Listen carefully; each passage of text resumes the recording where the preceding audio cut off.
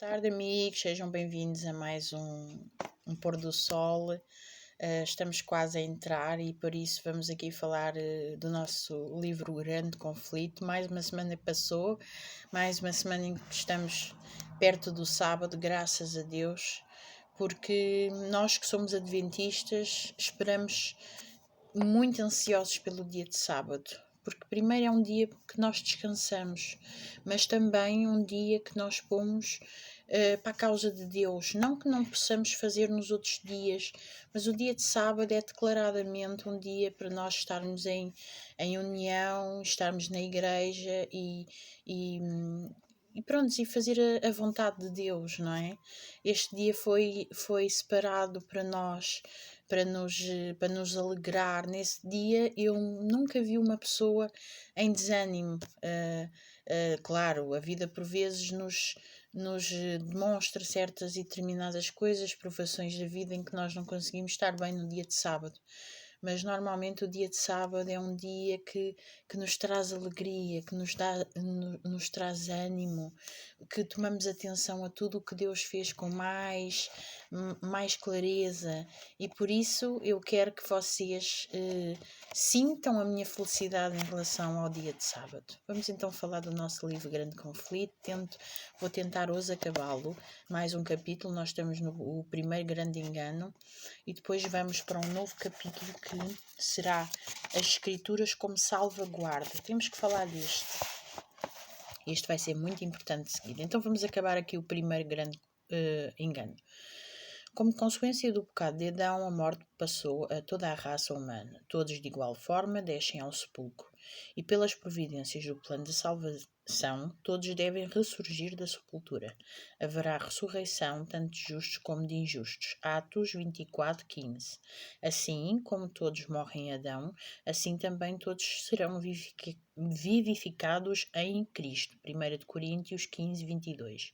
Porém, é feita uma distinção entre duas classes que ressuscitam. Tomem atenção. Todos os que estão nos sepulcros ouvirão a sua voz, e os que fizerem o bem sairão para a ressurreição da vida, e os que fizerem o mal para a ressurreição da condenação. Está em João, capítulo 5, versículo 28 e 29.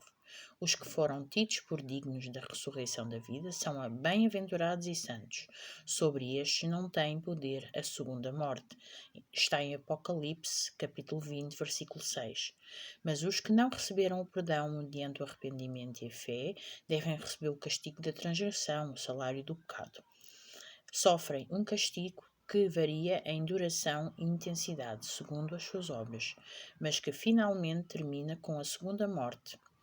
Visto que é impossível a Deus, de acordo com a sua justiça e misericórdia, salvar o pecador, ainda com os seus pecados, ele priva-o da existência, que as suas transgressões destruíram e da qual se mostrou indigno. Diz um escritor inspirado: mais um pouco de tempo, e já não existirá o ímpio, procurarás o seu lugar, e não o acharás. Está no Salmo 37, versículo 10. E outro declara: e serão como se nunca tivessem sido. Obadias, capítulo 16. Cobertos de infâmia, mergulham sem esperança no esquecimento eterno. Assim se porá fim ao pecado, juntamente com toda a desgraça e destruição que dele resultarão. Diz o salmista: exterminaste os maus, apagaste para sempre a sua recordação. Os inimigos pereceram, a memória deles desapareceu. Salmo, capítulo 9, versículos 5 e 6. João, no Apocalipse, olhando para a futura condição eterna, houve uma antífona universal de louvor imperturbada por qualquer nota de discórdia. Toda a criatura no céu e na terra atribuía glória a Deus. Apocalipse, capítulo 5, versículo 13. Não haverá, então, almas perdidas para blasfemarem de Deus, contorcendo-se em tormento interminável, nem seres infelizes no inferno unirão os seus gritos aos cânticos dos salvos. Sobre o erro fundamental da imortalidade natural repousa a doutrina da consciência na morte, doutrina que, tal como como a do tormento eterno, se opõe aos ensinos das Escrituras, aos ditames da razão e aos sentimentos de humanidade. Segundo a crença popular, os remidos no céu estão a par de tudo o que ocorre na terra, especialmente da vida dos amigos que aqui deixaram. Mas como poderia ser motivo de felicidade para os mortos o saberem das dificuldades dos vivos? Testemunhar os pecados cometidos pelos seus próprios amados e vê-los suportar todas as tristezas, desapontamentos e angústias da vida. Quanto da bem-aventurança celeste seria desfrutada pelos que estivessem a contemplar os seus amigos na terra. E quão revoltante não é a crença de que logo que o fôlego deixa o corpo, a alma do impenitente é entregue às chamas do inferno, em que profunda angústia devem ficar os que veem os seus amigos passar à sepultura sem estarem preparados para entrarem numa eternidade de miséria e pecado. Muitos têm sido arrastados à insanidade com este inquietante pensamento. O que dizem as Escrituras em relação a estas coisas? David declara que o homem na morte não está consciente. Sai-lhes o espírito e ele tornam ao pó da terra. Nesse mesmo dia aparecem os seus pensamentos. Salmo, capítulo 146, versículo 4. Salomão dá o mesmo testemunho. Os vivos sabem que hão de morrer, mas os mortos não sabem coisa alguma. Amor, ódio e inveja para eles já apareceram. Para sempre não têm eles parte em coisa alguma do que se faz debaixo do sol. Na sepultura para onde tu vais não há obra, nem indústria, nem ciência, nem sabedoria alguma. Eclesiastes, capítulo 9, versículos 5, 6 e 10. Quando, em resposta à sua oração, a vida de Ezequias foi prolongada 15 anos, o rei, agradecido, rendeu a Deus um tributo de louvor pela sua grande misericórdia. Nesse cântico, ele dá a razão por assim se regozijar. Não pode louvar-te a sepultura, nem a morte glorificar-te, nem esperarão em tua verdade os que descem à cova. Os vivos, esses te louvarão, como eu hoje faço. Isaías, capítulo 38, versículo 18 e 19. A teologia popular representa os justos mortos como estando no céu, admitidos na bem-aventurança e louvando a Deus com língua imortal. Ezequias, porém, não pode ver essa perspectiva gloriosa na morte. O testemunho do salmista concorda com as suas palavras. Na morte não há lembrança de ti. No sepulcro, quem te louvará? Salmo capítulo 6, versículo 5. Os mortos não louvam ao Senhor, nem os que descem ao silêncio. Salmo capítulo 115, versículo 17.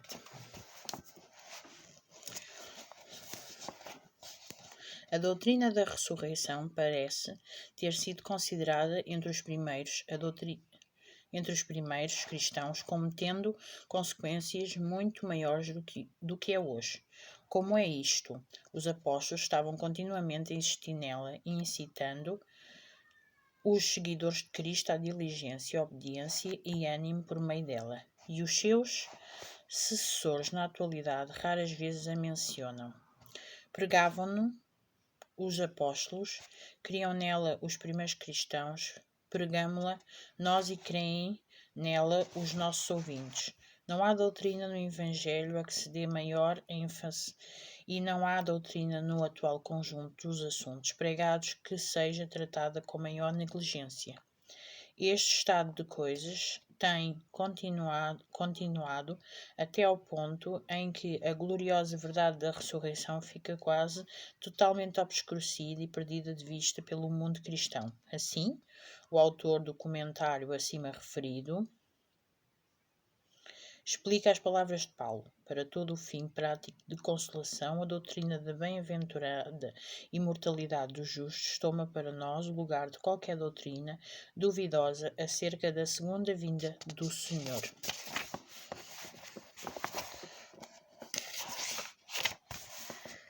Por ocasião da sua morte, o Senhor vem para nós. É isto que devemos esperar e aguardar. Os mortos já passaram para a glória, não esperam a trombeta para serem julgados e bem-aventurados. Antes de qualquer pessoa poder entrar nas mansões dos bem-aventurados, o seu caso deverá ser investigado e o seu caráter e ações deverão passar em revista perante Deus. Todos serão julgados de acordo com as coisas escritas nos livros e recompensados segundo as suas obras. Este julgamento não ocorre por ocasião da morte. Notem as palavras de Paulo. Tem determinado um dia em que com justiça há de julgar o mundo, por meio do varão que destinou. E disto deu certeza a todos, ressuscitando dos mortos. Atos, capítulo 17, versículo 31. Aqui o apóstolo declara terminantemente que um tempo específico, então no futuro, fora fixado para o julgamento do mundo. Judas refere-se ao mesmo tempo, e os anjos que não souberam manter a sua posição e abandonaram o seu lugar, Deus prendeu-os para sempre na escuridão, à espera do grande dia do juízo. Está em Judas, capítulo 6. E cita ainda as palavras de Enoque. Aí vem o Senhor, com os seus milhares de anjos para julgar o mundo. Judas, capítulo 14 e 15. João declara ter visto os mortos grandes e pequenos que estavam diante do trono e abriram-se os livros e os mortos foram julgados pelas coisas que estão escritas nos livros. Apocalipse, capítulo 20, versículo 12.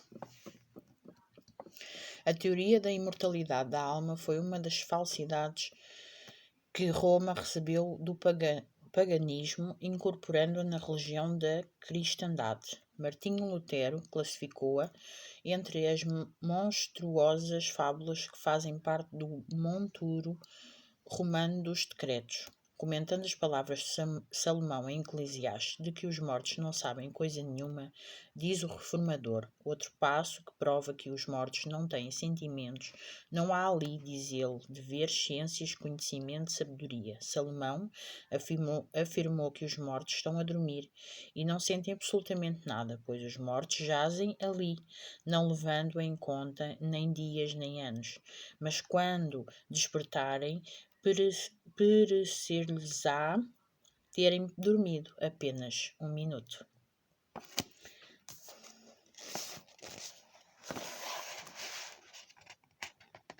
Os que descem à sepultura estão em silêncio, não sabem mais do que se faz debaixo do sol. Eclesiastes, capítulo 9, versículo 6. Bendito descanso para o justo cansado. Quer seja longo ou breve o tempo, não é para eles, senão um momento, dormem e são despertados pela trombeta de Deus para uma imortalidade gloriosa. A trombeta soará e os mortos ressuscitarão incorruptíveis, quando este corpo corruptível se revestir de incorruptibilidade e o que é mortal se revestir de imortalidade, então se cumprirá a palavra que está escrita. Tragada foi a morte pela vitória. Está em 1 Coríntios, capítulo 15, versículos 52 ao 54. Ao serem chamados do seu profundo sono, começam a pensar exatamente onde tinham parado. A última sensação foi a agonia da morte, o último pensamento que estão a cair sobre o poder da sepultura. Ao se levantarem do túmulo, o seu primeiro alegre pensamento será expresso no triunfante aclamação: onde está, ó morte, a tua vitória? Onde está, ó morte, o teu aguilhão? Está em 1 Coríntios, capítulo 15, versículo 55. E assim acabamos o nosso capítulo. Graças ao Senhor. Tão bonito de ver que a nossa memória para quando nós morremos, mas depois quando ressuscitamos em Cristo, volta exatamente no momento em que nós falecemos, não é?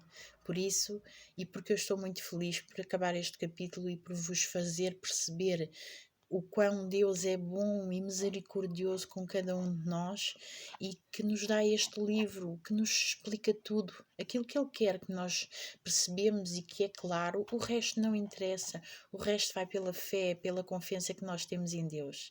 Vamos então fazer uma oração, agradecendo tudo isto e pedindo por vós que estão a ver aqui. Senhor nosso Deus e nosso Pai, muito obrigada, Senhor, pelo privilégio que temos este livro que foi feito pela nossa irmã Ellen White e que nos ajuda a compreender muito melhor aquilo que Tu tens para cada um de nós. Quero-te pedir, Senhor, por cada irmão, por cada amigo que está aqui a assistir, que possas ajudar cada família, cada pessoa que está aqui, seja com provações ou sem provações, Deus. Tu sabes, Deus, e Tu conheces o coração de cada um, por isso eu te peço que possas trazer o Teu Espírito Santo para acalmar cada coraçãozinho que está aqui a ver, Deus. Que seja mais um dia deleitoso na Tua companhia, este dia de sábado, Deus, e que nós possamos compreender que este dia foi separado para nós estarmos em comunhão contigo, Senhor. Tudo isto eu te peço não porque mereça, mas em nome de Jesus. Amém.